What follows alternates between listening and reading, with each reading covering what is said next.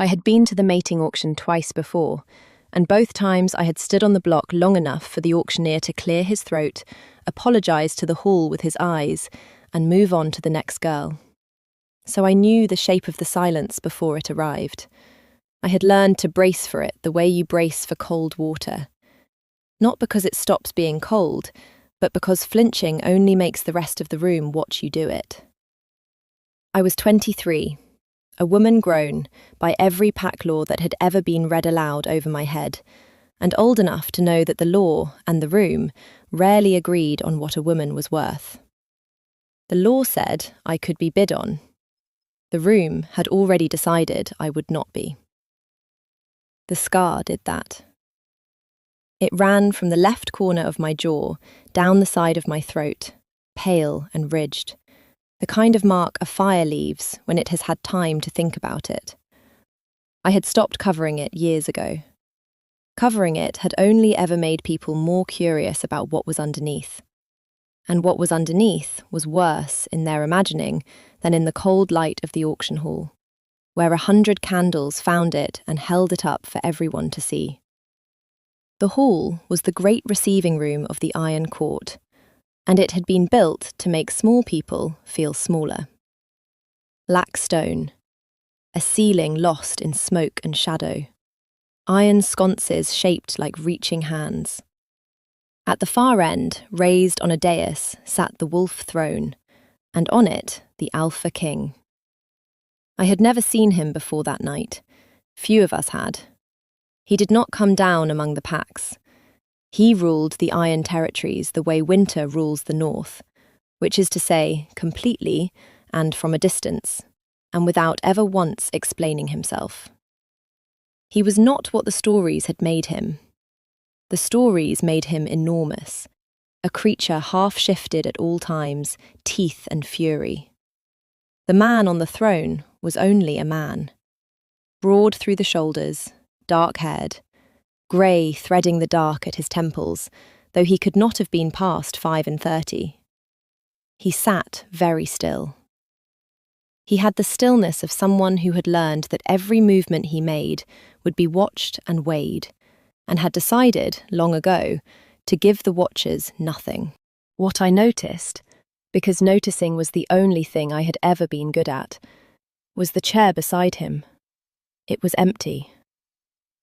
A second seat, smaller than the throne, set at his right hand where a Luna would sit. And over its back, folded with a care that did not match the iron severity of everything else in that room, lay a grey cloak. Wool, by the look of it, worn soft. It was the only thing in the entire hall that looked as though it had ever been touched gently. No one else seemed to see it. I could not stop seeing it. Edlin of the Riverlow pack, the auctioneer read, and I climbed the 3 steps onto the block, and the hall did the thing I knew it would do. It went quiet. Then it began, very softly, to laugh. Not all of it. Laughter in a room like that travels in currents. It started near the front, among the young nobles who had come to bid on the kind of girl who looked good standing behind a chair, and it moved backward through the hall like wind across a field, bending heads together, lifting hands to mouths. A woman near the dais laughed loudest. She was beautiful in the deliberate way of people who have made beauty their whole argument. Gold hair coiled high, a gown the deep red of a wound, a face arranged into delicate amusement. I would learn her name later. Lady Halvaig. That night she was only the loudest voice in a room full of voices, and she said, not quite quietly enough, "Surely they don't expect a bid." The auctioneer cleared his throat. He looked at me with the apology I had seen twice before. He drew the breath that meant he was about to release the hall from the small discomfort of my existence and move on. "The bidding opens at everything." I want to tell you I understood what happened next. I did not. I am still, even now, working it out. The word came from the dais. It came from the Alpha King, who had not moved, whose hands still rested on the arms of the wolf throne, whose face had not changed at all. He had said one word, in a voice that was not loud, and the hall heard it the way you hear a branch break in a silent wood. "Everything," he said again, into the silence his first word had made. "The bid is everything I have. Name a higher one." No one did. You have to understand what that meant. An Alpha King does not bid at a mating auction. He claims. He chooses.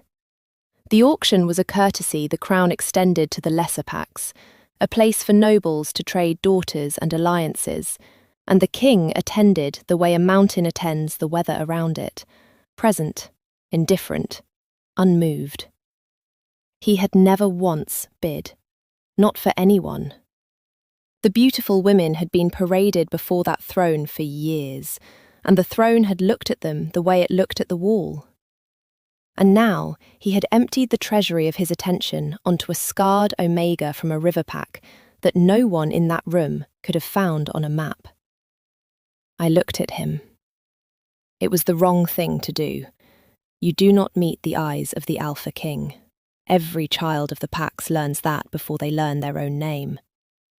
But I had spent my whole life being told where not to look, and I was tired, and I looked. He was already looking at me. Not at the scar. I had spent 6 years cataloguing the precise route a stranger's eyes took across my face. The flick to the jaw, the widening, the careful retreat to some safer feature. His eyes did not do that. They had found the scar, yes, but they had not flinched away from it, and they had not lingered on it with the wet curiosity I hated most. They had simply taken it in, the way you take in a thing you already knew was there, and moved on to my eyes, and stayed. I have been looked at as a horror. I have been looked at as a curiosity, a pity, a problem to be moved past. I had never, in 23 years, been looked at as though I were the answer to a question the looker had stopped expecting anyone to answer. It lasted perhaps 3 heartbeats. Then Lady Halvaig rose from her seat in a rustle of wine-dark silk and said, in a voice pitched to carry, "My king, the law requires the bid be verified. A girl of unknown blood cannot simply be claimed. The packs will want assurance she is what she says." And the Alpha King turned his head, slowly, and looked at her the way the throne had always looked at the wall. "Then verify her," he said. "Edelyn of Rivalow comes to the Iron Court. She will be examined by the Crown's own and proven free. Until then, she is under my protection, and the protection of the Crown is not a thing I extend twice." He stood. The whole hall moved, 100 people remembering at once to lower their eyes. "The auction is closed." He came down the steps of the dais. He did not come toward me. He crossed to the small chair at his right hand, and for one moment, before a servant swept forward to gather it, he laid his hand flat on the folded grey cloak draped over its back. Then he was gone through a door behind the throne, and I was standing on the block in a silent hall, and I had no idea, none at all, what had just been bought, or who, or why. I did not sleep that first night in the Iron Court. They gave me a room with a window and a fire and a bed wide enough for 3 of me, and I sat in the chair by the fire until the candle guttered, turning the evening over and over like a stone I was trying to read in the dark. Why me? The question had no flaw to it. I fell through every answer I tried to stand on. Not beauty. Lady Halvaig had been 3 paces away, gold and unmarked. Not blood. I was Riverpack, low and landless. Not pity. I knew pity. I had been raised on it, and what I had seen in his face was not pity. Pity looks away.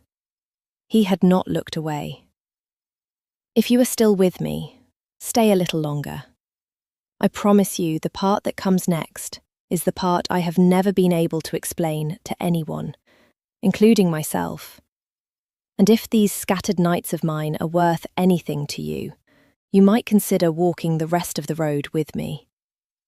I will tell it as true as I can. In the morning, a steward came. He was old, narrow, dry as a reed, and his name was Osric, and he became, though neither of us would have admitted it for weeks, the first friend I made in that place. "The king has instructed that you are to have the freedom of the keep," Osric said, in the tone of a man reading something he privately found absurd. "The library, the gardens, the kitchens, should you wish them. You are not a prisoner." "Then I can leave," I said. He paused. "You can," he allowed. The king was specific. "If you wish to go, a horse and an escort to Rivolo will be provided, and the bid stands forfeit, and no word of reproach will follow you." He looked at me then, properly, and something behind the dryness shifted. "He wished you to know that first, before anything else, that the door is open." I thought about the empty chair, the cloak, the hand laid flat on the wool. "I'll stay," I said. "For now." I did not see the king for 4 days.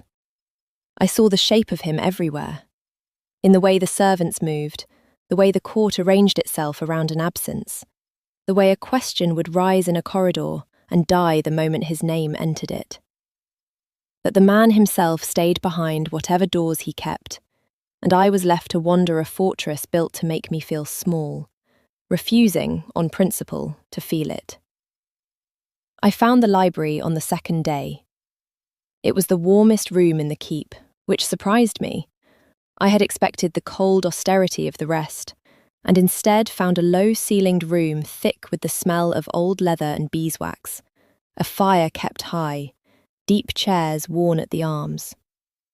Someone used this room. Someone had made it the one place in that iron house where a body could be at ease. I found the cloak on the third day. It was not in the library. It was in a small side chamber off the great hall, a room with a single chair and a single table, and on the table, a branch of candles always kept lit, and over the chair, the grey wool cloak I had seen at the auction. Up close it was older than I had thought, the hem worn to threads in places, mended once by a hand that had cared more for the keeping than the craft. A woman's cloak, too small for him. I did not touch it, but I stood in the doorway a long while, and I understood that I was standing in the one room in that fortress that meant something, and that I had not been told it existed, and that some part of the king had wanted me to find it on my own, or had not thought to forbid it because he had stopped imagining anyone would come this far down this particular corridor. "That room is not for you." I turned. Lady Halvaig stood at the end of the corridor, gold and unhurried, and the delicate amusement of the auction was gone from her face. What was underneath it was older and colder, and far more interesting. "I wasn't aware any room here was for me," I said. "I was told I had the freedom of the keep." "You were told a great many things, I imagine." She came closer, and the smell of her perfume arrived before she did, something heavy and expensive. "Do you know whose cloak that is?" "No, of course you don't. He didn't tell you. He doesn't tell anyone." She tilted her head. "He hasn't said her name in 9 years. Not once. Not to the council, not to the priests, not to me. And I have been closer to him than you will ever be permitted to stand." He buried it so deep that the whole court agreed to pretend the grave was empty.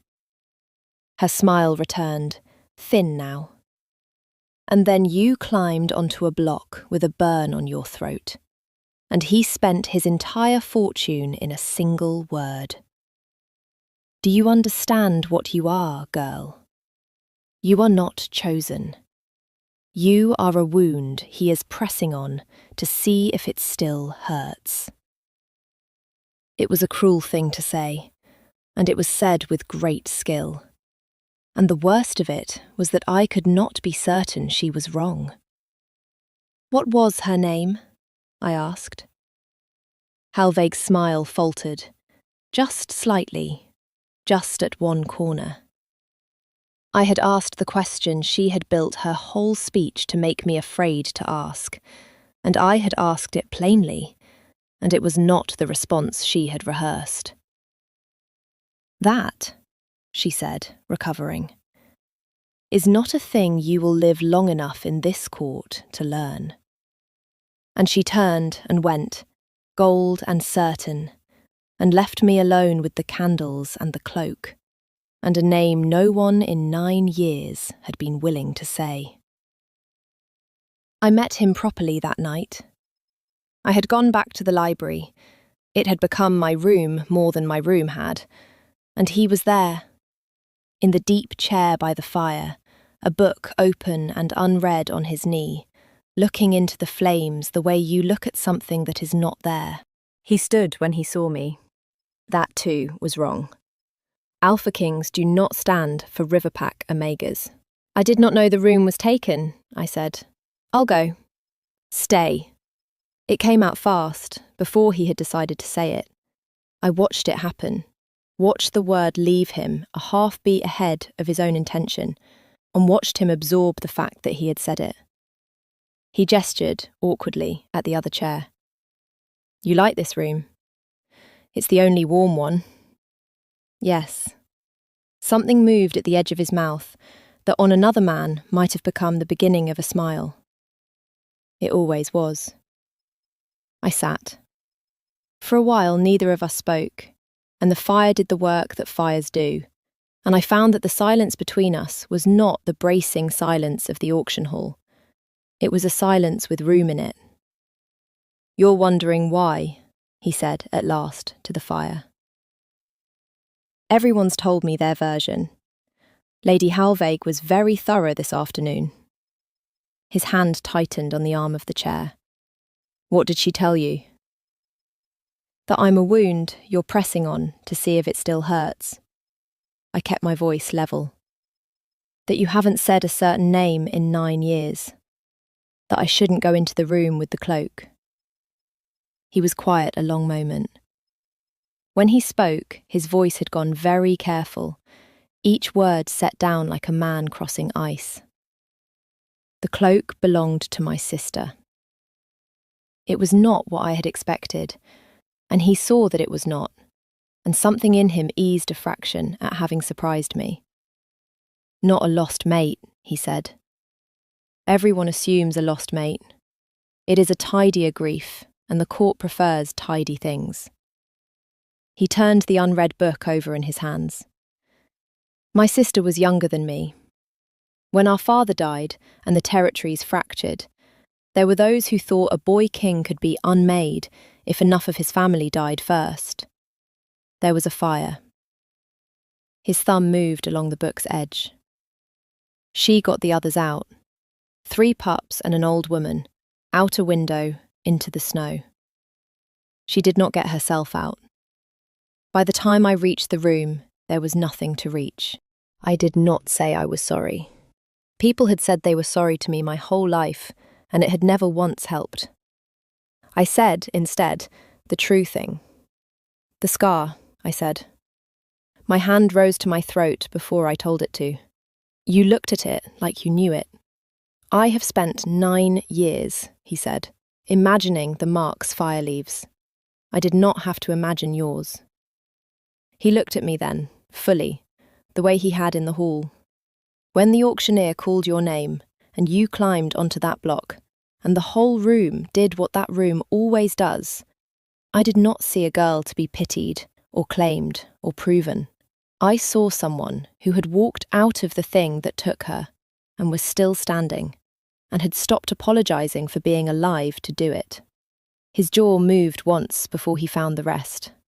I have never managed the not apologising. I thought, perhaps, you might teach me how it is done. I have been looked at as a horror and a curiosity and a problem. He had just told me, in the plainest words anyone had ever used with me, that he had bid everything because I had survived, not despite the scar, because of what it meant that I wore it openly. Her name, I said softly. You don't have to say it, but you should be allowed to. 9 years is a long time to hold your breath.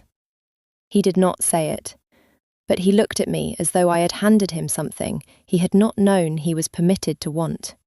And across the warm room, the distance between our 2 chairs felt, for the first time, like a thing that might one day be allowed to close.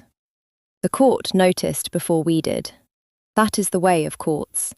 They watch the king the way sailors watch the sky, and they had seen the king come to the library 4 nights running, and they had seen the scarred girl come too, and the arithmetic of it ran through the corridors faster than either of us could have stopped it. Lady Halvaig made her second move on the night of the Frost Court, the great winter gathering, the whole nobility of the Iron Territories packed into the Black Hall, and me at the edge of it in a borrowed gown, trying to take up as little of the world as I could. It happened on the gallery stair. I had gone up to escape the press of the hall, to find a window and a breath of cold air, and the stone of the upper gallery was old, and the stair was steep, and when the hand met my back between my shoulders, it did not press. It shoved, hard, a single committed thrust at the top of a long fall. I have fast hands. 6 years of being the one who catches things in a busy Croft kitchen had given me that, if nothing else. My hand found the iron rail and closed on it, and the cold bit and the wrench of my whole weight coming up short tore something in my shoulder, but I did not go down the stair. I hung there, both hands locked on the rail, heart slamming, and when I got my feet back under me and turned, the gallery was empty except for the trailing edge of a wine-dark gown vanishing through a far door. I did not cry out. I want you to know that. I stood on that stair with a wrenched shoulder and a heart trying to climb out of my throat, and I made myself breathe, and I made myself think. And the thought I had was very clear and very cold. She will say I fell. She will say the scarred girl was clumsy on the stairs, and the court will believe it, because the court would rather believe anything than that one of its own had tried to commit murder over a man's attention. So I did not give her a fool to point to. I went back down into the hall. I walked the length of it with my wrenched shoulder held straight and my chin level, and the borrowed gown unmarked. And I went to where the king stood among his council, and into a lull in the talk I said, clearly enough for the nearest dozen to hear, "My king, someone has just tried to put me down the gallery stair, a hand in my back, at the top. I'd have gone the whole way if I were any slower." I held his eyes. I thought you should hear it from me, standing up, rather than from someone else, lying down. The hall went silent, the way it had gone silent at the auction, and the king, who had not in 9 years raised his voice in that hall, who ruled by stillness and distance, went, very quietly, very completely still, in a different way. The kind of stillness that comes before, not after. "Who was near her on the stair?" he said. Not loud. It did not need to be. No one answered, but 100 faces turned, the way faces do, toward the one face that had gone the particular shade of white that guilt goes, and Lady Halvaig stood among the council in her wine-dark gown, and for one instant before she rearranged it, her face told the whole room the truth. "She fell," Halvaig said, The girl is unsteady. Everyone has seen. She is standing, the king said, in front of all of you. Does she look unsteady? He let that sit. You will be confined to your apartments until the Crown's justice has heard this. If she had gone down that stair, Lady Halvaig, I would be holding a different kind of court tonight, and you would not enjoy your place in it. It should have ended there. It did not. Because I had made an error, and the error was thinking the danger was a person, when the danger was a man's 9 years of held breath, and what it would cost to let it out. He came to me after, in the small room with the candles and the cloak. I had gone there without deciding to. My feet had simply taken me. He found me standing where I had stood the first day, an arm's length from his sister's cloak, my wrenched shoulder beginning to stiffen and burn. You're hurt, he said. I've been hurt worse. I'm still standing. Yes. He came into the room, and for a moment he looked not at me, but at the cloak, and I watched the held breath of 9 years rise up in him all at once, the way grief does when something cracks the seal on it. I should send you back to Rivalow, he said, and his voice had gone rough. Tonight, with the horse and the escort and the open door. Halvaig is one of a dozen. They will not stop. I bid everything for you, and the only thing I have actually done is paint a mark on your back for every ambitious house in these territories to aim at. I cannot. His hand had risen toward the cloak and stopped, shaking in the air above it. I could not get her out of that room. I will not stand in another one and fail to get someone out. And there it was, the cost. Not a curse, not magic, just a man who had decided that the safest thing he could do for the people he loved was to let them go before grief could find them, and who was about to do it to me, gently, for my own good, while it tore the heart out of both of us. I could have let him. The open door had been open the whole time. I could have taken the horse and gone back to the Croft kitchen and the laughter I knew the shape of, and been safe, and been small, and spent the rest of my life knowing I had been looked at once as though I were the answer, and had run from the question. Instead, I did the thing that cost me. I crossed the room. He flinched, as though my coming toward him were the dangerous thing, and I took up his sister's cloak from the back of the chair. The pin that held it folded was old iron, worn to a point at one edge, and when my hand closed hard around the wool, it bit into my palm, and I let it, and I held the cloak out between us. Say her name, I said. Edelyn. You got 3 pups and an old woman out a window into the snow. The iron pin had broken my skin. I felt the warmth of it against my fingers and did not loosen my grip. She didn't fail to get out. She chose. She spent herself getting 4 people through a window because that was the last thing she could do. And you have spent 9 years calling her choice your failure. And you have never once said her name out loud, because saying it would mean she was real and not just the wound you keep pressing. My own voice cracked. I let it. I am not going back to Rivalow. I am not a mark on your back. I am standing in front of you with your sister's cloak in my bleeding hand, telling you that you do not get to give me away to keep me safe. Now say her name. Say it.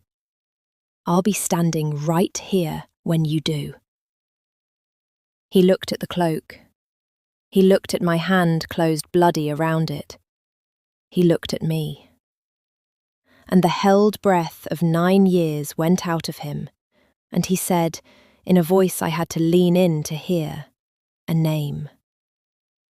A small, plain, ordinary name, the kind a younger sister has. He said it once, and then he said it again, steadier, and the second time it did not break him. It set something down. I saw it leave his shoulders.